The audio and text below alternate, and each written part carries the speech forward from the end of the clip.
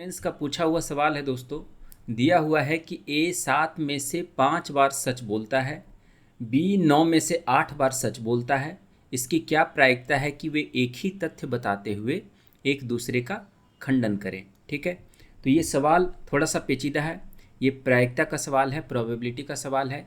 तो आइए समझते हैं इसे कैसे हल करना है। तो दोस्तों यहाँ पर जो प्रोबेबिलिटी निकाला जाता है, प्रायिकता जो निकाली जाती है, ठीक है, वो उसका जो फार्मूला होता है वो होता है number of events divided by total number of sample space. ठीक है, या फिर ये कहिए कि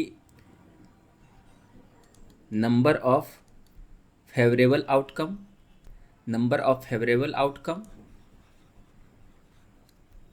divided by total number of outcome. इसे P से डिनोट करते हैं। तो यहाँ पर सवाल के हिसाब से हमारा प्रोबेबिलिटी ऑफ ए कितना हो जाएगा, है ना। प्रोबेबिलिटी ऑफ ए कितना हो जाएगा, तो नंबर ऑफ इवेंट्स है जो घटा है, ठीक है, कितने में से घटा है ना, कितना घटा है। तो total number of sample space जो हो जाएगा यहाँ पर टोटल 7 हो जाएगा और नंबर ऑफ इवेंट्स हो जाएगा 5। यानी कि जो है सच बोलने की प्रायिकता जो है वो 5/7 है। स्पीकिंग ट्रूथ,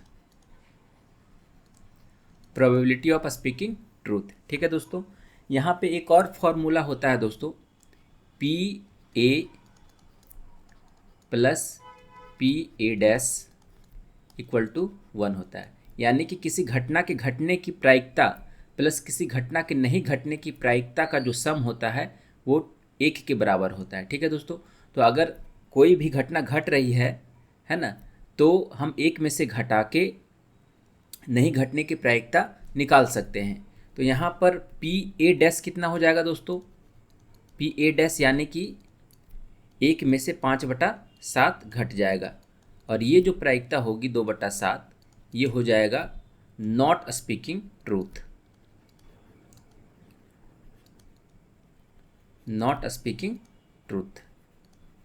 ठीक है, तो ए के सच बोलने की प्रायिकता है 5/7, ए के सच नहीं बोलने की प्रायिकता है 2/7। उसी तरीके से हम PB निकालेंगे, यहाँ पर PB निकालेंगे दोस्तों। PB कितना हो जाएगा, सच बोलने की प्रायिकता, PB के सच बोलने की प्रायिकता क्या होगी, 8/9। ठीक है, तो सच नहीं बोलने की प्रायिकता क्या हो जाएगी, PB', है ना, इसको डैश से डिनोट करते नहीं होने की घटना को, है ना। तो यहाँ पर ये कितना हो जाएगा, 1 - 8/9 और ये बन जाएगा 1/9 PB'। ठीक है, तो ये नॉट स्पीकिंग ट्रूथ और ये हो जाएगा स्पीकिंग ट्रूथ। यानी कि सच बोलने की प्रायिकता है 8/9 और सच नहीं बोलने की प्रायिकता है 1/9। ठीक है, अब हम प्रश्न में चलते हैं। प्रश्न हमारा क्या कह रहा है, प्रश्न कह रहा है कि वे एक ही तथ्य बताते हुए एक दूसरे का खंडन करें। ठीक है, तो यहाँ पर दोस्तों ये समझना है कि या तो ए सच बोलेगा और बी सच नहीं बोलेगा। ठीक है, एक तथ्य ये हुआ, क्योंकि यहाँ पे कॉन्ट्राडिक्ट करना है दोस्तों, यहाँ पर खंडन करना है। यानी कि ए अगर सच बोल रहा है तो बी को नहीं बोलना होगा। ठीक है, सच, और अगर ए सच नहीं बोल रहा है तो बी को सच बोलना होगा।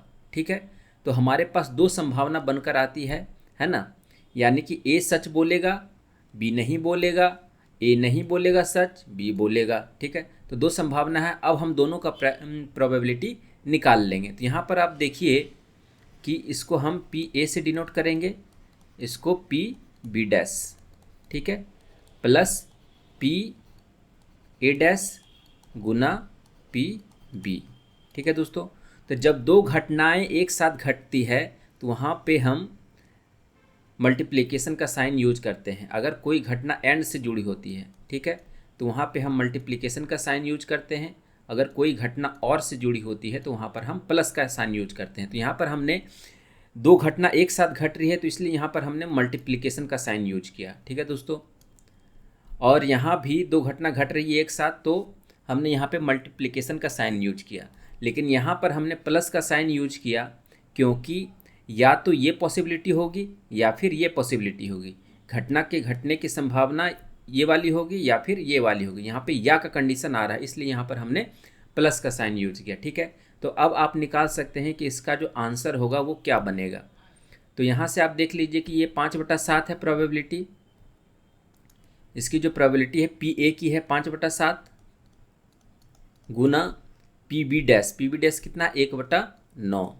ठीक है, प्लस यहाँ पर पी ए डैश की क्या है प्रायिकता 2/7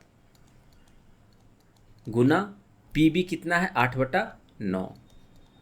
ठीक है दोस्तों, ये समझने में आसान है। ठीक है, क्वेश्चन पेचीदा हो सकता है या फिर